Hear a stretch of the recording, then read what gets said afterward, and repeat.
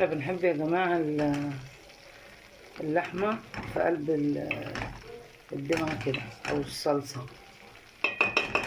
طبعا هنحط عليها الخضار.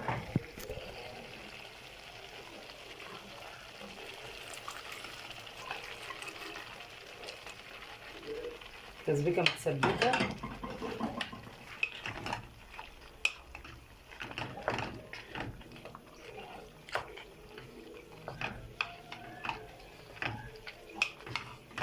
انا هحط طبعا دلوقتي عليها شوربة عشان كده كده التسبيكة متسبكة اصلا.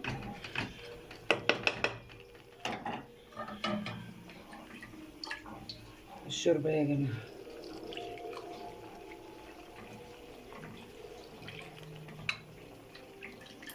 في ناس بتحب الدمعة بتاعت الطبيخ او الخضار، بيحبوها الدمعة بتاعتها خفيفة، وفي ناس بتحبها تقيلة. فده بقى على حسب كل واحد هو بيحبها ايه. بصوا اهيت اهي. هنسيبها بقى. طبعا انا كنت نقع اللوبيا مخليها واخده غلوتين على النار، هنحط بس كمان مغرفه وسبتها منقوعه، فهي كده كده اصلا واخده نص تسويه، فهنكمل تسويتها دلوقتي. واللحمه برضو نفس النظام، بس طبعا اللحمه كانت يعني ايه فاضل لها حاجات بسيطه وتستوي، فعشان تاخد بس من الدمعه اول ما تكمل تسويتها هوريها لكم.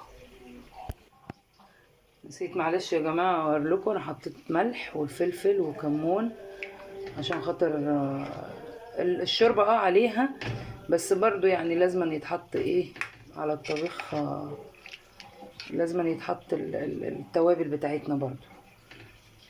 الحله دي انا حاسه انها صغيره شويه، بس انا ممكن انقلها في حله تانية وممكن اخليها زي ما هي. هشوف كده.